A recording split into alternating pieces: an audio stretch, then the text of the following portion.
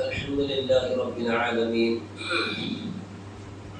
وبه نستعين وبعد بسم الله الرحمن الرحيم ونادى نوح ابنه وكان في معزل يا بني اركب معنا ولا تكن مع الكافرين قال سآوي إلى جبل يعصمني من الماء قال لا عاصم اليوم من أمر الله إلا من رحم وحال بينهما الموج فكان من المغرقين. تمام حسن کی تعریفات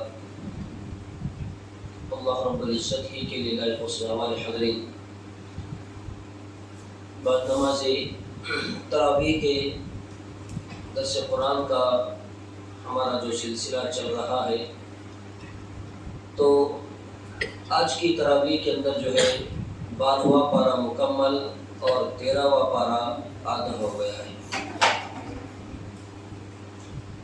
تو ان دونوں پاروں کے اندر بڑی لمبی چوڑی تفصیلات بیان کی گئی ہے. تو انشاءاللہ آج جو ہے صرف سورہ ہود کے تعلق سے ہم کچھ باتیں سنیں گے، اور سورہ یوسف علیہ السلام کے بارے میں انشاءاللہ وہ اور اس سے اگلا پارہ اور اس کا درس کیا جائے. تو 12واں جو پارہ ہے، اس پارے کے اندر اللہ رب العزت نے قریب 7 انبیاء اکرام علیہ السلام کا ذکر کیا، اور ساتھ ہی اس میں قرآن مجید کی عظمت، توحید اور رسالت کے دلائل، اور ساتھ ہی انبیاء اکرام علیہ السلام کے واقعات کو بھی یہاں پر جو ہے بیان کیا گیا ہے. تو انبیاء اکرام علیہ السلام کے جو احوال بیان کیے گئے ہیں، ان میں حضرت ہود، حضرت نوح، حضرت صالح اور حضرت شعیب وغیرہ علیہ السلام کے جو ہے احوال بیان کیے گئے ہیں. تو ان انبیاء اکرام علیہ السلام میں سر فہرست جو نبی ہیں حضرت نوح علیہ السلام، جن کو اللہ رب العزت نے اس روئے زمین پر سب سے پہلے نبی اور رسول بنا کر بھیجا تھا. تو ذرا ہم ان کی تاریخ اگر دیکھیں تو ہمیں پتہ چلتا ہے کہ حضرت نوح علیہ السلام نے اپنی قوم کو جو ہے 950 سال تک دعوت دی. تو وہ دعوت کیسی تھی؟ ایسا نہیں کہ حضرت نوح جو ہے دن میں 2-3 گھنٹہ یا پھر جیسے ان کو وقت مل گیا ویسی دعوت دی ہوگی، نہیں. قال رب انی دعوت قومی لیلا ونہارا، دن رات حضرت نوح علیہ السلام جو ہے اپنی قوم کے پیچھے بھیڑے رہے، اور اپنی قوم کو اللہ رب العزت کے پیغامات، توحید کی دعوت، رسالت کی دعوت، آخرت کا خوف، جتنی بھی دعوت کی چیزیں تھیں وہ ساری حضرت نوح علیہ السلام جو ہے اپنی قوم کو دن اور رات سمجھاتے رہے. دن اور رات اگر ملائیں گے تو کتنے سال ہو جائیں گے؟ 1900 سال تک. 1900 سال تک حضرت نوح علیہ السلام جو ہے دعوت دیتے رہے. فلم یزدہم دعائی الا فرارا، تو لوگ جو ہے ان کی دعوت سے بھاگنے لگے. تو یہ جب بھی حضرت نوح جو ہے اپنی قوم کو اللہ کا پیغام سنانے کے لیے بلا دے تو قوم جو ہے اللہ کا پیغام سننے کے بجائے کیا کرتی؟ کانوں میں انگلیاں ٹھوس لیتی کہ ہمیں تیری کوئی بات سننا نہیں ہے. تو جتنے دلائل دے تجھ پر، جو وحی، جو کتاب، اور تیری طرف سے تو جو بھی رسالت کی باتیں بیان کرے گا ہم کو سننا نہیں ہے. بھاگ رہی ہے قوم. حضرت نوح علیہ السلام لگے ہوئے 1900 سال کا عرصہ دن رات ملا کر جو ہے دعوت دیتے رہے. تو چند افراد جو ہے حضرت نوح علیہ السلام پر ایمان لے آئے. اب جب پانی سر سے اوپر چڑھ گیا، دعوت دیتے دیتے جب لمٹ ختم ہو گئی، تو اللہ رب العزت نے حضرت نوح علیہ السلام کو جو ہے کشتی بنانے کا حکم دیا. ریگستان کا ایریا ہے، کہیں کوئی تالاب، کوئی سمندر یا پانی کی کوئی جگہ نہیں، لیکن کشتی بنانے کا حکم دے دیا گیا۔ حضرت نوح جو ہے کام میں لگ گئے۔ تو جب یہ کشتی بنانے لگے تو قوم کے لوگ اس وقت جو ہے آ کر حضرت نوح علیہ السلام کا مذاق اڑانے لگے، یہ کیا ہے؟ نہ پانی کے اثرات اور کشتی چلانے لائق کوئی جگہ ہی نہیں ہے تو کشتی کیوں بنا رہے ہیں؟ ہم بولتے تھے نا تو بے وقوف ہے، تو قوم کے پیچھے بھڑا ہوا ہے، اب تو تیرے بے وقوفی کی انتہا ہو گئی ہے، یہ کیا کرنا ہے؟ حضرت نوح علیہ السلام کو یہ لوگ جو ہے تانے دینے لگے، لیکن جب اللہ رب العزت کا فیصلہ ہوا تو اس فیصلے نے جو کرنا تھا وہ کر دکھایا۔ کیا کیا؟ اللہ رب العزت نے جو ہے آسمان کو حکم دیا کہ تو شروع ہو جا، اور زمین کو بھی حکم دیا کہ تو بھی اپنا کام کر جا۔ بس آسمان سے ایسی موسلادھار بارش، اوپر سے بھی بارش اور زمین سے بھی پانی نکلنا شروع ہو گئے، اور دیکھتے ہی دیکھتے سارے علاقے کے اندر جو ہے پانی جمع ہو گیا۔ اب حضرت نوح علیہ السلام کی کشتی میں جو ہے ایمان والے اور کچھ جانوروں کے جوڑوں کو اس میں سوار کرنے کا حکم دیا گیا تھا، وہ سارا سب کچھ لے کر جو ہے حضرت نوح علیہ السلام جو ہے پانی پر ان کی کشتی جو ہے ادھر ہو گئی۔ اب اس دوران جو ہے حضرت نوح علیہ السلام کا ایک بیٹا تھا، نافرمان بیٹا، اس کا نام نہیں تھا نافرمان، وہ نافرمان تھا۔ اس کو دعوت دی گئی، اس نے انکار کر دیا، لیکن جب دیکھا گیا کہ قوم جو ہے اب ہلاک ہونے والی ہے، برباد ہونے والی ہے، اب ان کا کوئی ٹھکانہ نہیں ہے، اب قوم تو رہی درکنار، حضرت نوح علیہ السلام جو ہے اپنے بیٹے کو آواز دینے لگے، یا بنی ارکب معنا ولا تکن مع الکافرین، اے میرے بیٹے ہمارے ساتھ سوار ہو جا، کافروں کا ساتھ مت دے، میں تجھے سمجھاتے آ رہا ہوں، تجھے میں نے کتنی مرتبہ سمجھایا ہے، اور اب دیکھ میں جس وعدے کو لے کر تمہارے درمیان میں آیا تھا اللہ نے اس وعدے کو بھی پورا کر دیا ہے، لیکن جس کو ہدایت سے محروم کرنا ہو اور جس کے دل میں ہدایت کی تڑپ ہی نہ ہو تو ایسے لوگوں کو جو ہے انبیاء کرام علیہ السلام کی دعوت بھی جو ہے کام نہیں کر سکی۔ اللہ کے رسول صلی اللہ علیہ وسلم بھی جو ہے چچا کے پیچھے آخری دم تک بھیڑے رہے، ان کے مقدر میں نہیں تھا، آخر اسی پر ان کا انتقال ہوا جس میں ان کی پوری زندگی گزری، کفر اور شرک کی حالت میں وہ انتقال کر گئے۔ بہرحال تو بیٹے کو جب بلایا گیا تو بیٹے نے کہا یعصمنی من الماء قال سآوی الی جبل یعصمنی من الماء، ارے میں پہاڑ پر چڑھ جاؤں گا، میں پہاڑ پر چڑھ جاؤں گا، قال لا عاصم اليوم من امر اللہ الا من رحم۔ دیکھیے اللہ جو وعدے کرتا ہے اس کو پورے کرتا ہے۔ یہاں پر جتنی بھی انبیاء کرام کا ذکر ہوا، حضرت صالح علیہ السلام قوم نے معجزہ طلب کیا، اللہ نے پہاڑ میں سے اونٹنی نکال کر دکھا دی،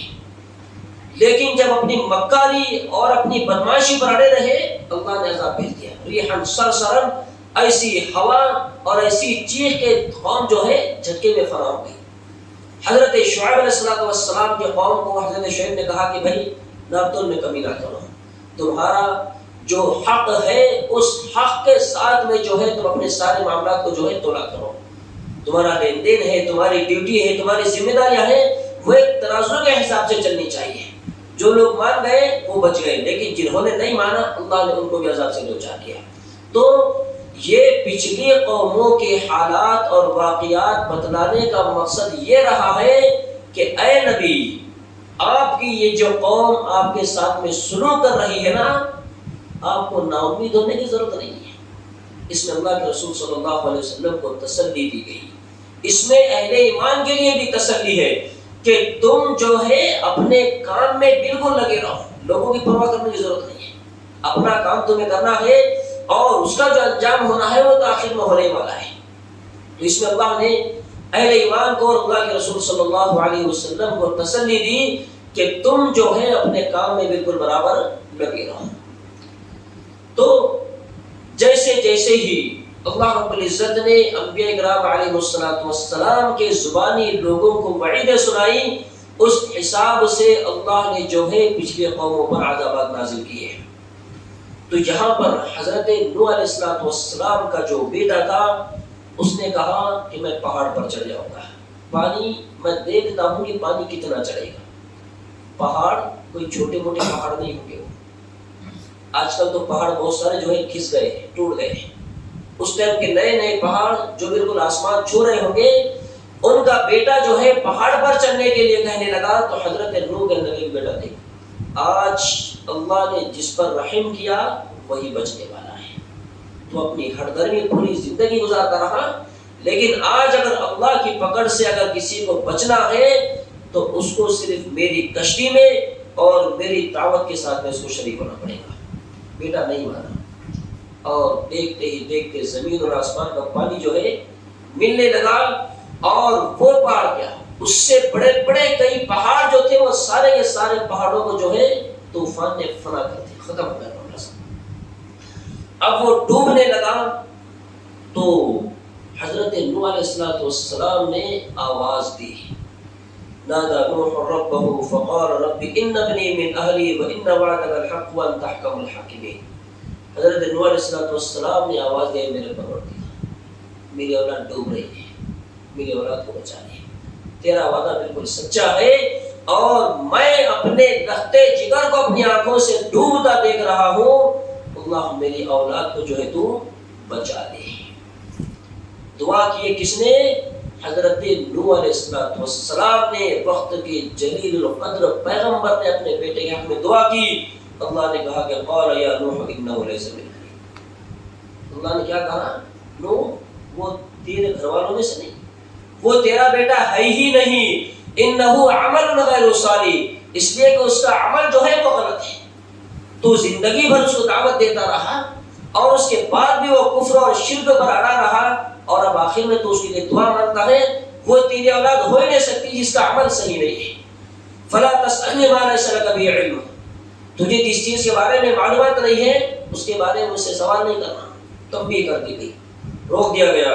انی اعوذک ان تکون من الجاہلین، میں تجھے نصیحت کرتا ہوں کہ تو جاہلوں میں سے نہ ہو جائے۔ تو حضرت نوح علیہ السلام نے جو ہے پھر دعا مانگی، رب انی اعوذ بک ان اسألک ما لیس لی بہ علم، اے میرے پروردگار جس چیز کا مجھے علم نہیں تھا میں نے تجھ سے سوال کیا، میں تیری پناہ چاہتا ہوں، اور اگر تو نے مجھے نہیں معاف کیا، تو نے مجھے اگر نہیں بخشا، میرے اوپر رحم اگر نہیں کیا، تو میں جو ہے خسارہ پانے والوں میں سے ہو جاؤں گا۔ تو یہ بڑا لمبا چوڑا اور بڑا تفصیل طلب واقعہ ہے، لیکن یہاں پر بتلانا مقصود یہ ہے کہ یہی دعوت جو حضرت نوح لے کر اٹھی تھی، یہی دعوت اللہ کے رسول تک پہنچی، اور یہی پیغام جو ہے اللہ نے امت محمدیہ کے بھی اس کو حوالے کیا ہوا ہے۔ اور ہم جن کو اللہ نے قرآن میں کہا کہ کنتم خیر امت، تم دنیا کی بہترین امت ہو، یعنی دعوت کا جو کام انبیاء کرام علیہ السلام کرتے رہے ہیں، تو وہی کام اللہ نے جو ہے ہمارے حوالے بھی کر دیا ہے۔ اور دوسری بات یہاں پر یہ معلوم ہوئی کہ ہمیں اپنی اولاد اور اولاد کے علاوہ ہماری نظروں کے اندر جتنے بھی لوگ ہیں سب تک دعوت کو پہنچاتے رہنا چاہیے، لیکن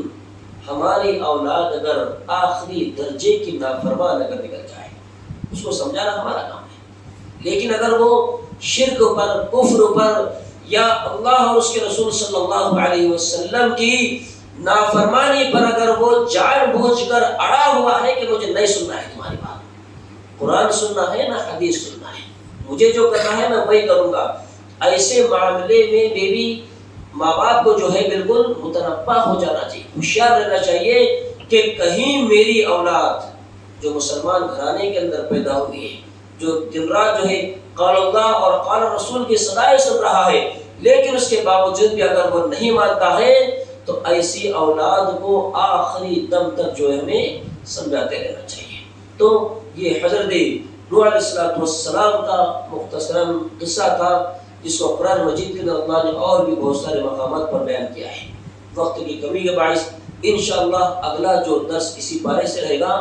وہ انشاءاللہ کل کی تراویح کے بعد ہوگا۔ اللہ تعالیٰ سے دعا کرتے ہیں اللہ رب العزت ہمیں ان بیان کردہ سارے کے سارے واقعات سے عبرت حاصل کرنے